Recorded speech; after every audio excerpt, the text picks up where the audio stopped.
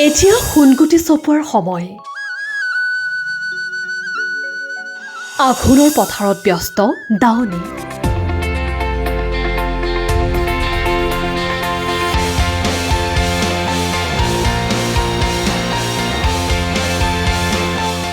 ঘৰলৈ লখিমী আনিবলৈ উথপ থপ ব্যস্ততা। এয়া যে আঘোণৰ পথাৰত সোণগুটি চপোৱাৰ সময়।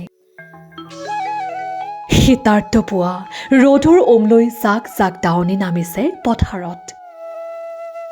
কাঁচিৰে ধান কটাৰ মাজে মাজে জুৰিছে গীত। গছৰ সেউজীয়া পাতে মইনা জান অ দেহা জান। তাৰ মাজতে আকৌ ৰবাব টেঙাৰ জুতি।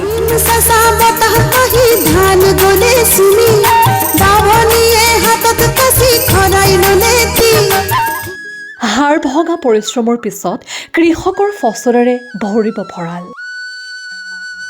এয়া অসমৰ চহা জীৱনৰ চিনাকি দৃশ্য। যদি গাঁও এৰি আপুনিও এতিয়া চহৰৰ বাসিন্দা, এই দৃশ্যবোৰে নিশ্চয়কৈ আপোনাক আমনি কৰে। গাঁৱলৈ উৰি যাব খোজে আপোনাৰ মন।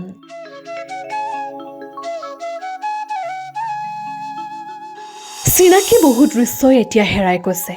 তাৰ মাজতেই এই ব্যতিক্ৰম এই দৃশ্য দেখি আপুনিও চাগে নষ্টালজিক।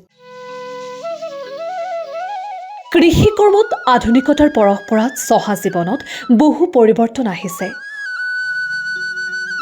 হাল বোৱাৰ পৰা খেতি চপোৱা, মৰণা মৰালৈকে বেছিভাগতে আজিকালি ব্যৱহাৰ হয় মেচিন।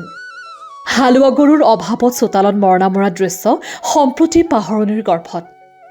তাৰ মাজতেই পৰম্পৰা ৰক্ষা কৰি চোতালত গৰুৰে মৰণা মাৰিছে নগাঁৱৰ চামগুৰিৰ এটা চহা পৰিয়ালে। 79 চনৰ পৰাই মৰণা গৰুৰ লগত মৰণা মাৰিয়ে আছোঁ, হাল বাই আছোঁ 79 চনৰ পৰাই। আৰু এইটো পৰম্পৰাক আমাৰ এইটো মেচিনটো পৰম্পৰাক নহয়, আমাৰ এইটো নাঙল যুঁৱলি মৈ এইবিলাক চব আমাৰ পুৰণি সম্পত্তি, পৈতৃক সম্পত্তি। সেইটো কাৰণে আমি এইটো জীয়াই ৰাখিবৰ কাৰণে আমি আগ্ৰহ কৰিছোঁ আৰু আগ্ৰহ কৰিবও লাগিব। নহ'লে সকলো মানুহে মেচিন লগাব নোৱাৰে। দুখীয়া শ্ৰেণীৰ মানুহে ট্ৰেক্টৰ কেনেকৈ লগাব? সেইকাৰণে গৰু দিয়ে হাল বায়। মই আজিলৈকে ট্ৰেক্টৰ লগাই পোৱা নাই পথাৰত। যি দৃশ্য আজিৰ তাৰিখত দুৰ্লভ। ক'বলৈ গ'লে আজিৰ তাৰিখত নষ্টালজিয়া। পিছে এই দৃশ্যই বহুতকে লৈ গ'ল অতীতলৈ। ঘৰৰ চোতাল সন্ধিয়া লেম্পৰ ক্ষীণ পোহৰত মৰণা মৰাৰ সেই দিনবোৰ মনত পেলাওকচোন, য'ত পৰিয়ালৰ প্ৰতিজন সদস্যই জড়িত হৈ পৰিছিল। মৰণা শেষ হোৱাৰ পিছত খেৰ জোকাৰি ধান উলিয়াই শুকোৱালৈকে কিমান যে ব্যস্ততা। দিন ৰাতি একাকাৰ কৰি চহা পৰিয়ালৰ কষ্টকৰ সময়ৰ মাজতেই লুকাই আছিল অনাবিল আনন্দ। Bureau' report, DA news plus.